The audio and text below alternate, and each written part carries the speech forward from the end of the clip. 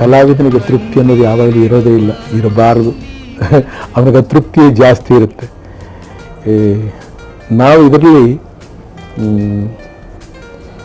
ಇನ್ನೂ ಏನೋ ಒಂದು ಪ್ರಗತಿನ ಸಾಧಿಸಬೇಕು, ಕಾಣಬೇಕು ಅನ್ನೋದೇ ಹೆಚ್ಚಾಗಿರುತ್ತೆ ಹೊರತು ಇದು ಸರಿ, ಇದೇ ಸರಿ, ಇದಕ್ಕಿಂತ ಮುಂದೆ ಇನ್ನೇನು ಇಲ್ಲ ಅನ್ನೋಂಥದ್ದು ಯಾವಾಗ ಬಂದುಬಿಡುತ್ತೋ ಆದರೆ ಆವತ್ತು ಅಲ್ಲಿಗೆ ಮುಗಿದು ಹೋಗುತ್ತೆ. ಅದರಿಂದ ಮುಂದಕ್ಕೆ ನಾವು ಹೋಗೋದಕ್ಕೆ ಸಾಧ್ಯ ಇಲ್ಲ. ಹಾಗೆ ತೃಪ್ತಿಗೆ ಕೊನೆ ಇಲ್ಲ. ರಂಗಭೂಮಿಯಿಂದಲೇ ನಾನು ಚಿತ್ರರಂಗಕ್ಕೆ ಬಂದಿದ್ದು. ನಮ್ಮ ಅಪ್ಪಾಜಿ ರಂಗಭೂಮಿನಲ್ಲಿ ಅಭಿನಯಿಸ್ತಾ ಇದ್ದ ದೊಡ್ಡ ಕಲಾವಿದರು. ಅವಾಗೆಲ್ಲ ಬರೀ ಈ ಪೌರಾಣಿಕ ಚಿತ್ರಗಳು, ಪೌರಾಣಿಕ ನಾಟಕಗಳು, ಅದೆಲ್ಲ ರಾಮಾಯಣ, ಈ ಕಡೆ ಕುರುಕ್ಷೇತ್ರ, ಕೃಷ್ಣಲೀಲ, ಪ್ರಹ್ಲಾದ, ಇಂಥವುಗಳೇ ನಮ್ಮ ಅಪ್ಪಾಜಿಯವರು ರಾಕ್ಷಸ ಪಾತ್ರಗಳನ್ನ ಮಾಡ್ತಾಯಿದ್ರು. ರಾವಣ, ಕಂಸ, ಹಿರಣ್ಯಕಶಿಪು, ಈ ಥರ ಪಾತ್ರಗಳನ್ನೆಲ್ಲ ಅವ್ರು ಮಾಡ್ತಾಯಿದ್ರು. ನಾನು ಕೂಡ ಆ ನೆನಪಿನಲ್ಲಿ ಪ್ರಹ್ಲಾದ ಅನ್ನುವಂಥ ಒಂದು ಚಿತ್ರನ ಮಾಡಿ ಅದ್ರಲ್ಲಿ ನಮ್ಮ ಅಪ್ಪಾಜಿ ಥರ ಮಾಡಬೇಕು ಅಂತ ಹೋಗಿ ಸ್ವಲ್ಪ ಕಷ್ಟಪಟ್ಟೆ. ಅಂದರೆ ಅಲ್ಲಿ ಆ ಮಟ್ಟ ನಮ್ಮ ಕೈನಲ್ಲಿ ಮುಟ್ಟೋದಕ್ಕಾಗಲಿಲ್ಲ. ಯಾಕಂದರೆ ಅವರು ಪಾತ್ರದಲ್ಲಿ ಲೀನವಾಗ್ತಿದ್ರು. ನಾವು ಪಾತ್ರ ಮಾಡಬೇಕು ಅಂತ ಶ್ರಮ ಪಡಬೇಕಾಗಿ ಬಂತು. ಅವರು ಶ್ರಮ ಇಲ್ಲದೆ ಮಾಡ್ತಾಯಿದ್ರು, ನಾನು ಸ್ವಲ್ಪ ಶ್ರಮ ಪಡಬೇಕಾಗಿ ಬಂತು. ಆದರೂ ಅದನ್ನೇ ಬಹಳ ದೊಡ್ಡದು ಅಂತ ನಮ್ಮವರುಗಳು ತಿಳ್ಕೊಂಡ್ಬಿಟ್ರು. ಅದು ನನ್ನ ಅದೃಷ್ಟ, ನಾನು ಪಡ್ಕೊಂಬಂದಿರೋ ಭಾಗ್ಯ. ಅದು ನಮ್ಮ ಅಪ್ಪಾಜಿ ತೋರಿಸಿದ ಮಾರ್ಗ, ಇದೆಲ್ಲ ಕಾರಣವಾಗಿರುತ್ತೆ ಅಂತ ಹೇಳಬಹುದು. ಭಕ್ತಿ ಪಾತ್ರಗಳು ಅದು ಜನ್ಮ ಕಂಡು ಬಂದಿರೋದು. ಭಕ್ತಿ ಅಂತ ಹೇಳಿದ್ರೆ ನಾನು ಭಗವಂತನ ಸಾಕ್ಷಾತ್ಕಾರ ಮಾಡ್ಕೊಂಡಿದ್ದೀನಿ ಅಂತಲೇ ಆಗಲಿ, ಅಥವಾ ಭಗವಂತನ ನೋಡಿದ್ದೀನಿ ಅನ್ನೋಂಥದ್ದಾಗಲಿ ಆಗಲ್ಲ. ಅದು ಅನುಭವದಲ್ಲಿರುತ್ತೆ. ಒಂಥರ ಅವರ್ಣನೀಯವಾದ ಆನಂದ ಇರುತ್ತೆ. ಅದೊಂಥರ ವ್ಯಾಪಾರ ಒಳಗೆ ನಡೀತಾ ಇರ್ತದೆ. ಜಗದ್ವ್ಯಾಪಾರ ಅಂತ ಹೇಳ್ತಾರೆ ನೋಡಿ, ಹಾಗೆ ಅದರಲ್ಲಿ ಒಂಥರ ಲೀನತೆ ಇರುತ್ತೆ. ಅದೇನು ಅಂತ ಯಾರಿಗೂ ಹೇಳೋದಕ್ಕೆ ಮಾತ್ರ ಆಗಲ್ಲ. ಯಾರೂ ಅದನ್ನ ಕಂಡವರಿಲ್ಲ ಇಲ್ಲಿವರೆಗೆ, ಕಣ್ಣಿಂದ ಕಾಣೋಕ್ಕಾಗಲ್ಲ, ಅನುಭವಕ್ಕೆ ಮಾತ್ರ ಸಿಕ್ಕುವಂಥದ್ದು. ಇದು ನಮಗೆ ಈ ಚಿತ್ರರಂಗದಲ್ಲಿ ಸಾಕಷ್ಟು ಸಹಾಯ ಮಾಡಿದೆ ಅಂತ ಹೇಳ್ಬೋದು. ಅನೇಕ ದೊಡ್ಡ ದೊಡ್ಡ ಕಲಾವಿದರುಗಳನ್ನು ಹಿಂದೆ ನಾಟಕದ ಸಂಸ್ಥೆಯಲ್ಲಿ CB ಮಲ್ಲಪ್ಪನವರು ಅಂತ ಇದ್ದರು. ಅವರು ಹರಿಶ್ಚಂದ್ರ ಮಾಡ್ತಾಯಿದ್ರು, ಕಬೀರ್ ಮಾಡ್ತಾಯಿದ್ರು, ಭಕ್ತ ಕುಂಬಾರನ ಪಾತ್ರ ಮಾಡ್ತಾಯಿದ್ರು. ಅವರಿಗೆ ಭಕ್ತ ಶಿರೋಮಣಿ ಅಂತ ಒಂದು ಟೈಟಲ್ನೇ ಕೊಟ್ಟಿದ್ರು. ಅವರು ಸ್ವಂತ ಸಂಸ್ಥೆ ಕೂಡ ನಡೆಸಿದಂಥವ್ರು. ಹೀಗೆ ವೀರಣ್ಣವರು, ನಮ್ಮ ಅಪ್ಪಾಜಿಯವರು, ಈ ಕಡೆ ಸುಬ್ಬಯ್ಯ ನಾಯ್ಡು ಅವರ ಅಂಬರೀಷ, ಇದೇ ಊರಿನಲ್ಲಿ ಸುಮಾರು ಒಂದು 250 ನಾಟಕಗಳು, 250-275 ನಾಟಕಗಳನ್ನ ಆಡಿದ್ರು ಅಂತ ಕಾಣುತ್ತೆ. ಅದರಲ್ಲಿ ರಮಾಕಾಂತ್ ಅಂತ ಹೇಳಿ ಅಂಬರೀಷನ ತಮ್ಮನ ಪಾತ್ರ ಮಾಡ್ತಾ ಇದ್ದೆ. ಆ ಪಾತ್ರವೇ ನನ್ನನ್ನು ಈ ಬೇಡ್ರ ಕಣ್ಣಪ್ಪನಿಗೆ ಎಳೆದಿದ್ದು ಅಂತ ಹೇಳ್ಬೋದು. ಇರುತ್ತೆ, ಏನು ಮಾಡೋಕ್ಕಾಗಲ್ಲ. ಒಂದು ಕಾಲದಲ್ಲಿ ಬೇರೆಯವ್ರುಗಳು ಕೂಡ ಮದ್ರಾಸಲ್ಲಿ ಕೂಡ ನಾವಿದ್ದಂಥ ಕಾಲದಲ್ಲಿ ಹೇಳಿದ ಗುಣಮಟ್ಟ ಕನ್ನಡ ಪಿಕ್ಚರ್ಗಳಲ್ಲಿ ಬಹಳ ಚೆನ್ನಾಗಿದೆ ಅಂತ ಹೇಳ್ತಾ ಇದ್ರು. ಬರೀ ಕಪ್ಪು ಬಿಳುಪು ಚಿತ್ರಗಳು ತೆಗಿತಾ ಇದ್ದಂಥ ಸಮಯದಲ್ಲಿ. ಇವಾಗ ನೀವು ಹೇಳಿದಾಗೆ ಸ್ವಲ್ಪ ಗುಣಮಟ್ಟ ಬಹಳ ಕಮ್ಮಿ ಇದೆ ಅಂತ. ಗುಣಮಟ್ಟ ಯಾವುದ್ರಲ್ಲಿ ಜಾಸ್ತಿ ಇದೆ ಅಂತ ಹೇಳ್ತೀರಿ ಹಾಗಿದ್ರೆ? ಅಲ್ವಾ, ಎಲ್ಲರಲ್ಲೂ ಒಂದನ್ನು ಒಂದು ನೋಡಿ ಅನುಕರಣೆ ಮಾಡಲೇಬೇಕಾಗುತ್ತೆ. ಈ ಥರ ಇದ್ರೆ ಜನಕ್ಕೆ ಹಿಡಿಸುತ್ತೆ ಅನ್ನೋಂಥ ಭಾವನೆ ಒಂದಿರುತ್ತೆ.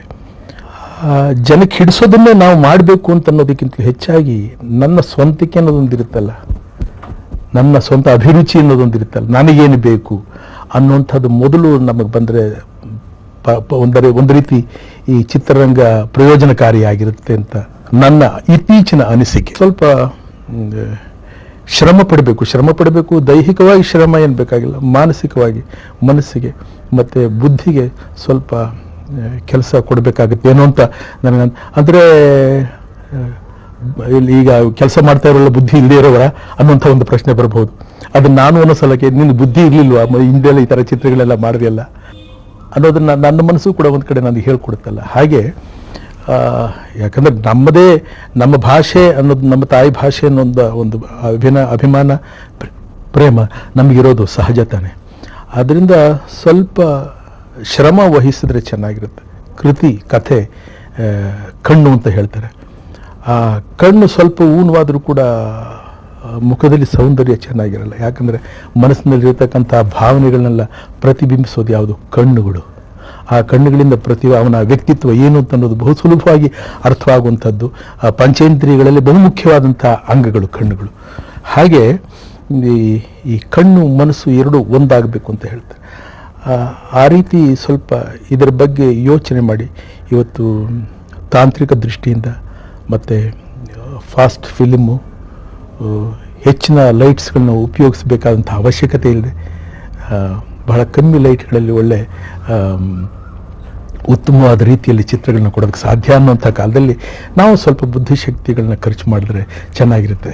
ಯಾಕಂದರೆ ಬುದ್ಧಿಶಕ್ತಿನ ಖರ್ಚು ಮಾಡಿ ಇಂತಿಂಥ ಎಕ್ವಿಪ್ಮೆಂಟ್ಸ್ ಎಲ್ಲ ನಾವು ಸಾಕಷ್ಟು ಅನುಕೂಲಕರವಾಗಿ ಬಂದಿರಬೇಕಾದ್ರೆ ನಾವ್ಯಾಕೆ ಮಾಡ್ಕೋಬೋದು ಅದನ್ನು? ಇನ್ನೂ ಸಾಕಷ್ಟು ಸಾಧನೆ ಮಾಡಬೇಕಾಗಿತ್ತು, ನಾವು ಮಾಡಬೇಕಾದಿದೆ ಅಂತ ನನಗನ್ಸುತ್ತೆ. ಯಾವುದ್ರ ಫಲ ಅಂದರೆ ನಮ್ಮ ಮಾರ್ಗದರ್ಶನ ಮಾಡಿದ್ರಲ್ಲ ನಮ್ಮ ಅಪ್ಪಾಜಿ, ಅವ್ರ ಫಲ ಅದು, ಅವರಿಂದ ಬಂದಿದ್ದು. ಇವತ್ತು ಇಷ್ಟರ ಮಟ್ಟಿಗೆ ನಿಂತ್ಕೋಬೇಕಾದ್ರೆ ಇಷ್ಟು ವರ್ಷಗಳ ಕಾಲ ದೇವರು ಹೀಗೆ ನಿಲ್ಲಿಸಿದ ನನ್ನನ್ನು ಅಂತ ಹೇಳಿದ್ರೆ ಅದು ಅವರ ತೋರಿಸಿದ ಮಾರ್ಗದರ್ಶನವೇ. ಅವರು ಚಿಕ್ಕದ್ರಲ್ಲಿ ನಾವು ಓದಲಿಲ್ಲ, ನನಗೆ ಒಂದು ಪದವಿಯೋ ಮತ್ತೊಂದು ತಗೊಳ್ಳುವಂಥ ಓದು ನನಗೇನು ಆಗಲಿಲ್ಲ. ಅಂಥದ್ರಲ್ಲಿ ಇವತ್ತೆಲ್ಲ ಇಷ್ಟೆಲ್ಲ ಹೀಗೆಲ್ಲ ನಡೀತಾ ಇದೆ ಅಂತ ಹೇಳಿದ್ರೆ ಅವ್ರಿಗೆ ಮಾರ್ಗದರ್ಶನ ಎಷ್ಟರ ಮಟ್ಟಿಗೆ ಇತ್ತು ಅನ್ನೋದನ್ನು ಅವ್ರು ನನ್ನನ್ನು ಹೆದರಿಸ್ತಿದ್ರು ಯಾವಾಗಲೂ. ನನ್ನ ಮಾತು ಕಥೆ, ನನ್ನ ನಡವಳಿಕೆ ಮತ್ತು ನನ್ನ ನಡಿಗೆ ಇದನ್ನೆಲ್ಲ ಗಮನಿಸಿ ನನಗೆ ಆಗಾಗ ಹೇಳೋರು, ಇದನ್ನೆಲ್ಲ ಸ್ವಲ್ಪ ತಿದ್ದುಕೋ ಏನಪ್ಪ, ನೀನು ಅನ್ಕೋತೀಯ ಇದೆಲ್ಲ ಭಾಳ ಚೆನ್ನಾಗಿದೆ, ನಿನಗೆ ಚೆನ್ನಾಗಿದೆ, ನೋಡೋರಿಗೆ ಚೆನ್ನಾಗಿರೋದಿಲ್ಲ. ಯಾಕಂದ್ರೆ ಅವ್ರ ಜೊತೆನೆಲ್ಲ ಬದುಕಬೇಕಲ್ಲ, ಆದ್ದರಿಂದ ಸರಿಯಾಗಿ ಇದನ್ನೆಲ್ಲ ಜೀವನದಲ್ಲಿ ಅಳವಡಿಸ್ಕೊಂಡು ನಡೆದ್ರೆ ತುಂಬ ಅನುಕೂಲ ಅಂತ ಹೇಳಿ ಚಿಕ್ಕದಲ್ಲಿ ನಮ್ಮನ್ನು ಸ್ವಲ್ಪ ಹೊಡೆದು ನಮ್ಮನ್ನು ಹೆದರಿಸಿ ಬೆದರಿಸಿ ಸಾಕಿದ್ರು. ನನಗೆ ಅನುಕೂಲ ಇದ್ದಿದ್ರೆ ನಿಮ್ಮನ್ನೆಲ್ಲ ಚೆನ್ನಾಗಿ ಓದಿಸಿ ವಿದ್ಯಾವಂತರನ್ನಾಗಿ ಮಾಡ್ತಾಯಿದ್ದೆ. ನನಗೆ ಅನುಕೂಲ ಇಲ್ಲದೆ ಇರೋದ್ರಿಂದ ಕಂದ ನಾನು ನಿನ್ನ ಹೆದರಿಸ್ತೀನಿ, ಹೊಡಿತೀನಿ. ಇದರ ಪರಿಣಾಮ ಮುಂದೆ ನಾನೇನಾದರೂ ಬದುಕಿದ್ರೆ ನಾನು ನೋಡ್ತೀನಿ, ನೀನು ನೋಡು, ನೀನು ಜ್ಞಾಪಕ ಮಾಡ್ಕೊಂತ ಹೇಳ್ತಾ ಹಾಗೆ ಬಂದ ಒಂದು ಫಲ ಅಂತ ಹೇಳಬಹುದು ಇದನ್ನು. ಹೌದು, ನನ್ನ ಪ್ರಯತ್ನಕ್ಕಿಂತಲೂ ನನ್ನ ಪ್ರಯತ್ನ ಭಾಳ ಕಮ್ಮಿ, ಇದರಲ್ಲಿ ಭಗವಂತನ ಯತ್ನ ಜಾಸ್ತಿ ಅಂತ ನನಗನ್ಸುತ್ತೆ. ಈ ಭಗವಂತನ ಎಲ್ಲಿ ನೋಡೋದಕ್ಕೆ ಸಾಧ್ಯ? ಅದಕ್ಕೆ ನಾನು ಒಂದು ಸಮಾರಂಭದಲ್ಲಿ ಹೇಳಿದ್ದು, ಇದರಲ್ಲಿ ಹಿಂದೆ ಈ ಕರ್ನಾಟಕ ರತ್ನ ಪ್ರಶಸ್ತಿ ಕೊಟ್ಟ ಸಂದರ್ಭದಲ್ಲಿ ಹೇಳಿದೆ, ಈ ಸುಮಾರು ಲಕ್ಷಾಂತರ ಜನ ನೆರೆದಿದ್ದಾಗ ಈ ನಿಮ್ಮ ರಾಜ್ಕುಮಾರ ದೇವರು ನೋಡಿದಾನೆ ನಂಬ್ತೀರಾ ಅಂತ ಹೇಳಿದಾಗ ಅವ್ರುಗಳೆಲ್ಲ ಆಶ್ಚರ್ಯ ಆಯಿತು. ಏನೋ ನೋಡಿರ್ಬೋದು ಏನೋ ಅಣ್ಣವರು ಅಂತ ಅವ್ರಿಗೊಂಥರ ಆಶ್ಚರ್ಯ. ಆವಾಗ ಹೇಳಿದೆ, ನೋಡಿ ಇಲ್ಲಿದೆ ನನ್ನ ದೇವರುಗಳೆಲ್ಲ. ಬರೀ ಒಬ್ಬ ವ್ಯಕ್ತಿನ ನೋಡೋದಕ್ಕೆ ಎಷ್ಟೊಂದು ದೃಷ್ಟಿಗಳು ನೋಡ್ತಾ ಇವೆ, ಮತ್ತು ಇವೆಲ್ಲ ದೇವರುಗಳಲ್ಲದೆ ಬೇರೆ ಏನಾಗೋದಕ್ಕೆ ಸಾಧ್ಯ? ದೇವರುಗಳಿಲ್ಲದೆ ನೀವು ಸಂತೋಷ ಪಡೋಕ್ಕಾಗುತ್ತಾ? ಅಥವಾ ನಾನು ನಿಮ್ಮನ್ನು ನೋಡೋಕ್ಕಾಗುತ್ತಾ? ಅವನಿರೋದೇ ಎಲ್ಲೂ ಬೇರೆ ಇನ್ನೆಲ್ಲೂ ಇಲ್ಲ, ನಮ್ಮ ಒಳಗಡೆ ಇದ್ದಾನೆ ಅನ್ನೋಂಥದ್ದನ್ನು ನನಗೆ ಗೊತ್ತಿಲ್ಲದೆ ಬಂದಂಥ ಮಾತು ಅವತ್ತು. ಹಾಗೆ